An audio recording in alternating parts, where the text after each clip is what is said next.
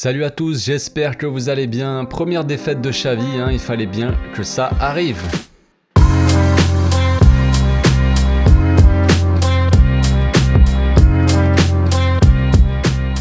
Au passage, n'hésitez pas à vous abonner à ma chaîne si vous kiffez mes vidéos, c'est le meilleur moyen de me soutenir. La petite défaite qui fait mal juste avant le match important contre le Bayern. Niveau timing, il y a mieux les gars. Et ouais, mais bon, que veux-tu? Ce qui est frustrant, c'est qu'on n'était pas si mauvais. On a eu pas mal d'occasions, même si elles sont pas très dangereuses, on va pas se mentir non plus. Mais on a des occasions. Mais comme d'hab, on n'est pas foutu de marquer. Memphis a encore été inexistant devant, alors qu'on a vu un Dembélé qui a tout changé en deuxième mi-temps quand il est rentré. Le plus frustrant, c'est d'imaginer une attaque en dessous Memphis-Dembélé, ça changerait tout clairement, et peut-être que Memphis pourrait être un minimum utile. Mais là, tout repose sur lui et il est clairement pas au niveau pour tout assumer en tout cas. Xavi a parlé en conférence de presse après la défaite, il a dit qu'il regrettait le résultat, évidemment, surtout qu'il pense qu'on ne méritait pas de perdre. D'après lui, l'équipe a très bien joué, surtout en deuxième mi-temps. Le but arrive au moment où on dominait vraiment le match et où on était vraiment les plus dangereux. Et on se prend le but comme ça sur un contre classique. Malgré la défaite, Xavi essaie de rester positif pour pas que ça affecte trop les joueurs avant le match de mercredi. C'est la première défaite donc de Xavi, ça va être aussi intéressant de voir comment l'équipe va réagir, surtout contre une des équipes les plus fortes d'Europe actuellement. Xavi garde toujours le même discours et n'espère qu'une victoire contre le Bayern, forcément, car notre survie en Ligue des Champions ne dépend que de nous, sauf un miracle. Il compte beaucoup sur Dembélé pour poser des problèmes aux Bavaroises. Il a parlé aussi de Memphis, il a dit qu'il devait l'aider à comprendre le jeu qu'ils veulent mettre en place. Bon, il y a un gros problème, si le gars a toujours pas compris le jeu qu'on veut mettre en place, d'un côté c'est compliqué frérot, il faut se réveiller Memphis, c'est maintenant ou jamais. Xavi a parlé aussi de Gavi, vite fait, il a rassuré un peu tout le monde, d'ailleurs il a repris l'entraînement le lendemain, donc finalement plus de peur que de mal, c'était pas très grave. Bon, on va parler un peu du match quand même, on va commencer par parler de la composition, la compo. J'avais dit dans l'avant-match que je voulais voir un 4-3-3 avant le Bayern, histoire de tester un peu d'autres systèmes et de voir ce qui serait le mieux. Et j'avais dit aussi que ce serait bien de faire tourner un peu l'équipe, même si perso, j'aurais pas mis Busquets d'entrée moi, mais bon, Xavi a fait ses choix, c'est comme ça. Bref, donc on a retrouvé Dest à droite avec une paire Araujo-Lenglet dans l'axe et Alba à gauche. Bon, Araujo a été monstrueux, évidemment, il sera très important face au Bayern. L'anglais aussi a été correct, franchement, plutôt bon, bon voilà, ça reste Lenglet, mais pas mauvais. Pas mauvais, surtout dans les relances, assez propre on va dire. Il a pas trop fait d'erreurs, le but en tout cas était pas vraiment de sa faute. Alba n'est pas assez décisif sur son côté, je suis désolé, toutes les actions dangereuses qui passent quasiment que par son côté, et c'est pas possible de pas arriver à marquer en 90 minutes. Alors après c'est pas à lui de marquer, ok, mais le nombre d'actions qu'on a sur la gauche, et il fait des centres, et il y en a 1 sur 5 qui arrive à... Il en a fait un bon pour Coutinho, qui fait une petite frappe molle là dans les cages, mais ça devrait être beaucoup plus dangereux. Concernant Dest, comme j'ai dit, j'en parle après. On va passer au milieu qui était 100% Masia, avec Busquets, Nico et Gavi. Bon match dans l'ensemble, le milieu a récupéré pas mal de ballons, et on peut pas dire qu'on n'avait pas la maîtrise du match. Après, Gavi est sorti sonner, et ça m'a fait flipper un peu sur le coup, mais rien de grave comme je disais, et il est sorti par précaution, normal. En attaque, un trio Coutinho, Memphis, Abdé. Coutinho a plutôt bien démarré le match, j'ai trouvé, c'était pas trop mal sur son côté, il combinait bien avec Gavi et avec Alba, c'était pas dingue non plus, mais il y avait quand même 2-3 bons trucs. Abdé a été assez remuant aussi sur son côté, et même défensivement il était assez présent. Le problème c'est qu'il y va un peu tête baissée le gamin quoi. Il était très bon pour provoquer, mais il combine pas assez avec Dest qui jouait assez haut sur le terrain pourtant. On a vu la différence quand Dembélé est rentré, il a beaucoup combiné, ce qui nous rendait un peu plus imprévisible. Memphis j'en parle aussi après, sinon c'est trop long. Bref, parlons un peu du contenu. En première mi-temps on a plutôt bien géré le jeu, même si à aucun moment on a été dangereux. Dès qu'on s'approchait de la surface, la plupart du temps, il ne se passait rien et on perdait le ballon et on récupérait et on se rapprochait de la surface, rien, et ainsi de suite. Abdé a fait des choses intéressantes, comme je le disais, mais on voit qu'il est encore jeune. À certains moments, voilà, il perd des ballons bêtement des fois, mais il provoque beaucoup sur son côté et les seules actions dangereuses venaient de lui. Donc d'un côté, que veux-tu faire? Dembouz a fait énormément de différence quand il est rentré, il a beaucoup tenté, mais c'est passé juste à côté, malheureusement. Peut-être qu'il a trop voulu être le sauveur, mais d'un côté, Memphis est tellement en dessous en ce moment qu'on pouvait pas compter sur lui non plus, donc il a été transparent, voilà. Il a été totalement transparent, Memphis.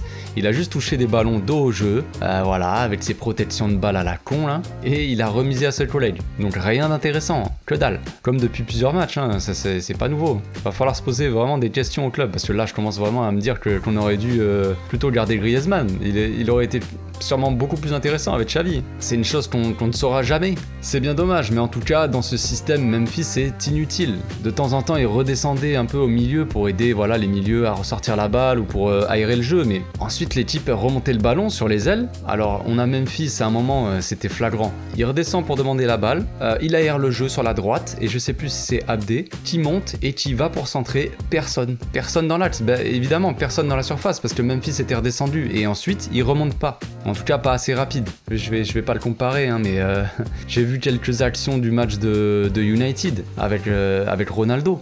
Penaldo pour les intimes.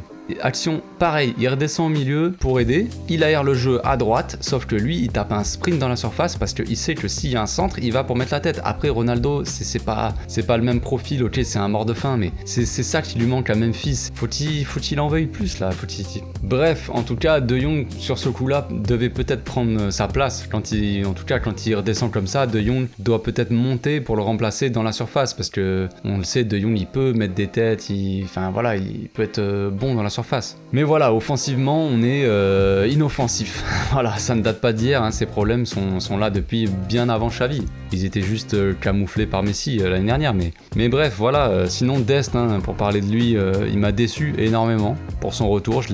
J'attendais vraiment beaucoup de son retour. Beaucoup pour voir ce que ça pouvait donner, parce qu'on l'avait pas vraiment vu avec Xavi. Mais là, j'ai trouvé pas concerné par le match. À chaque fois, il avait un temps de retard sur les attaquants, et en attaque, il a rien apporté du tout. Peut-être un peu quand Dembélé est rentré, mais voilà. Je commence vraiment à me poser des questions aussi sur lui. Hein. On l'a vu sortir quelques bons matchs depuis qu'il est là. Et voilà, il y a les rumeurs de départ, moi, de base, me plaisaient pas. Mais là, va falloir vraiment qu'il se réveille, parce que pour moi, il est pas du tout au niveau. Pas du tout au niveau du club. Alors le problème c'est qu'on a que lui. Roberto, voilà, hein, on n'en parle pas. Mingueza, c'est pas son poste. Et ça se voit très, très clairement. Et voilà, on est en train d'attendre le retour de Daniel Alves, franchement. 38 ans, il le bouffe, hein. Franchement, il le bouffe sur son côté. J'ai hâte de voir ce que ça va donner d'ailleurs, mais à mon avis, il le bouffe. Hein. Dest sur son côté, c'était horrible défensivement, c'est hallucinant de voir ça. Alors bon, on va être encore un peu patient, voilà, pour voir s'il élève un peu son niveau dans les matchs à venir avec Xavi. Mais franchement, pour moi, il a été le plus mauvais avec Memphis. Bon, le plus mauvais c'était Memphis, ok, mais ensuite c'était lui.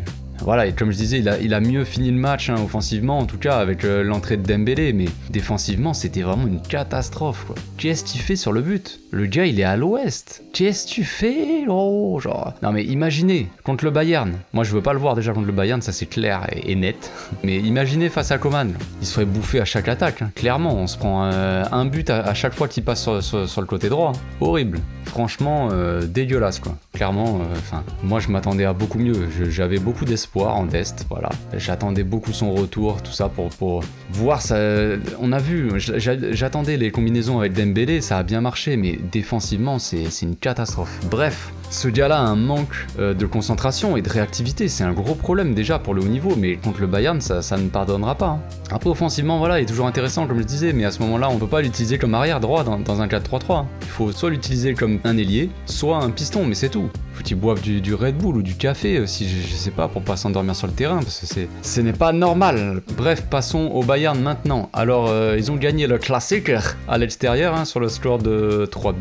Dortmund a marqué assez tôt dans le match, hein, au bout de 5 minutes, une passe du côté gauche pour Brandt, plein axe. La défense du Bayern un peu à la rue, hein, il restait que Hernandez et Davis en défense, les autres étaient plus là, j'ai pas trop compris, mais bon. Donc Davis qui se fait effacer assez facilement, hein, par le grand blond qui claque son but. Bon, mais le Bayern reste le Bayern, les amis. 4 minutes après, il leur suffit d'une petite erreur de Mels qui relance jusqu'à de tension aussi, hein. Et avec juste 2 joueurs, ils ont réussi à égaliser les mecs. Müller qui se bat comme un sagouin pour récupérer et Lewandowski qui claque d'une facilité déconcertante. Donc le début du match d'une intensité folle. Franchement, j'ai maté le match juste après celui du Barça. Je peux vous dire que ça m'a fait un choc. Franchement, j'aurais dû me mouiller la nuque avant parce que j'ai failli me noyer.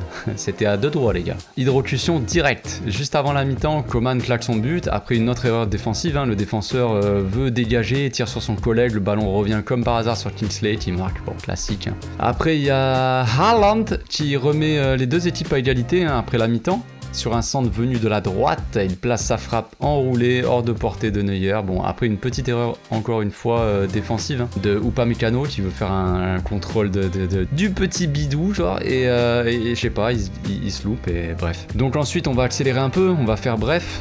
Penalty non sifflé pour Dortmund et penalty inventé pour le Bayern transformé par ce bon vieux Robert. Bon, moi ce que je retiens de ce match hein, c'est l'intensité pendant tout le long. Je me demande comment on va pouvoir répondre à ça déjà. Après je regarde pas souvent les matchs du Bayern, mais avant toute chose je tiens à dire que c'est une très bonne équipe, ça y a pas de doute, on est d'accord. Mais c'est quoi ces buts qu'ils mettent? J'ai vu des matchs du Bayern, comme par exemple contre Benfica, où ils étaient injouables les mecs. Ça jouait en une touche de balle, des actions magnifiques, ça finissait par un but propre, c'était imparable. Mais là c'est quand même autre chose les gars.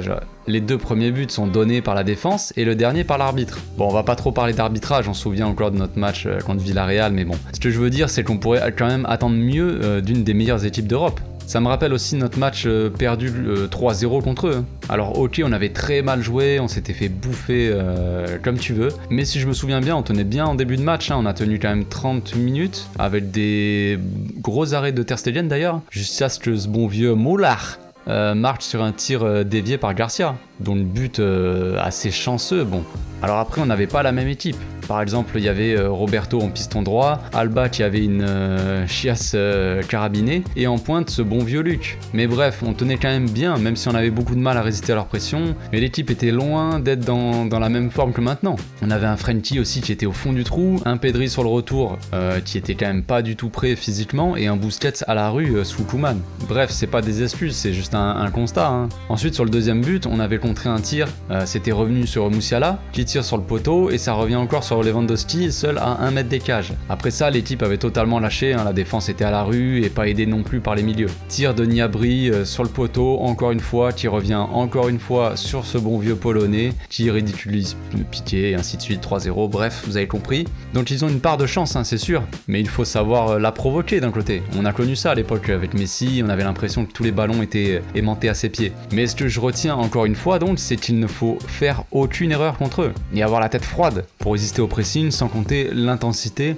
qu'il va falloir mettre. Certains se demandaient pourquoi Xavi avait fait tourner l'équipe ce week-end. Peut-être qu'ils ont compris quand ils ont vu le match du Bayern juste après. Hein. Mais ce Bayern-là est pas parfait.